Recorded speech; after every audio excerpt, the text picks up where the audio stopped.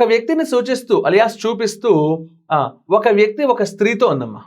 Okay, pointing to A person, a man said to A women. ఇక్కడ ఒక చిన్న point ని జాగ్రత్తగా మనం ఇంగ్లీష్ నుంచి నేర్చుకోవాలి. ఎందుకు ఇంగ్లీషు తెలుగు కలిపి చెప్తామంటే, ఏ పర్సన్ అనగానే మనకి తెలుగులో ట్రాన్స్లేషన్ వ్యక్తి అనే వస్తుంది. ఏ మ్యాన్ అనే దాన్ని ట్రాన్స్లేట్ చేసినా కూడా ఒక వ్యక్తి అనే వస్తుంది. కానీ పర్సన్ అంటే జెండర్ తెలియదు, మ్యాన్ అంటే జెండర్ తెలుస్తుంది. అంటే ఈ వ్యక్తి ఎవరమ్మా? మేల్. అవునా?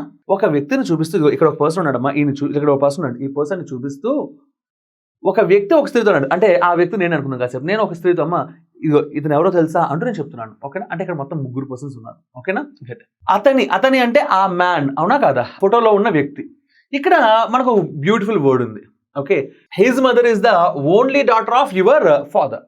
హిజ్ మదర్ అంటే ఆ ఫోటోలో చూపిస్తున్న వ్యక్తి. అవునా కాదా? ఆ ఫోటోలో చూపిస్తున్నది పర్సన్ లేదా వ్యక్తి అన్నాం కాబట్టి మామూలుగా అయితే తన జెండర్ మనకు తెలియదు. కానీ ఇక్కడ వాడు ఏమన్నాడు తెలుసా? అతని అన్నాడు. ఇంగ్లీష్లో కూడా హిజ్ అన్నాడు. హిజ్ అంటే మీనింగ్ ఏంటి? హీ నుంచి పుట్టింది హిజ్ కదా, అంటే ఇది మేల్ సింబల్. అంటే నేను చూపిస్తున్న పర్సన్ కూడా మేలే. ఓకేనా? అతని తల్లి. అతని అంటే ఆ ఫోటోలో చూపిస్తున్న పర్సన్, అంటే ఫోటోలో ఉన్న వ్యక్తిని పి అనమ్మా, ప్లస్ అతని తల్లి. ఓకే, మీ తండ్రి యొక్క. మీ అంటే నేను చెప్తుంది ఎవరితోటి? మీ అమ్మ మీ నాన్న అన్నాను అనుకోమ్మా. అంటే మీనింగ్ ఏంటి? నేను ఎవరు చెప్తున్నానో వాళ్ళు. నేను ఎవరు చెప్తున్నానో ఒక విమెన్కి చెప్తున్నాను.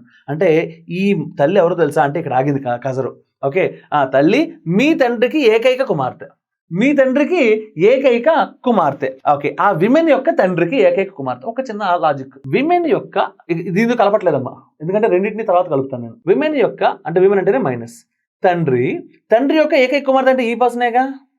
అవునా కాదా? విమెన్ యొక్క తండ్రి యొక్క ఏకైక కుమార్తె. ఓకే, మరి ఆటోమేటిక్ గా ఇక్కడే కజరాగింది. అంటే this is nothing but the women. This is nothing but the women. Okay, ఇప్పుడు ఏమన్నాడు? మా స్త్రీ ఆ వ్యక్తికి ఎలా సంబంధం కలిగి ఉంది? ఆ పర్సన్ తోటి ఎలాంటి రిలేషన్ కలిగి ఉంది? ఎవరు? స్త్రీ. ఆ పర్సన్ తో స్త్రీ ఎలాంటి రిలేషన్ ఉంది? తల్లి. అవునా కాదా? మాతృమూర్తి, జననీ జన్మభూమి అని చెప్పే వ్యక్తి. అవునా కాదా? అంటే ఎన్నో ఆప్షన్ అమ్మా? Second option, mother. ఓకేనా?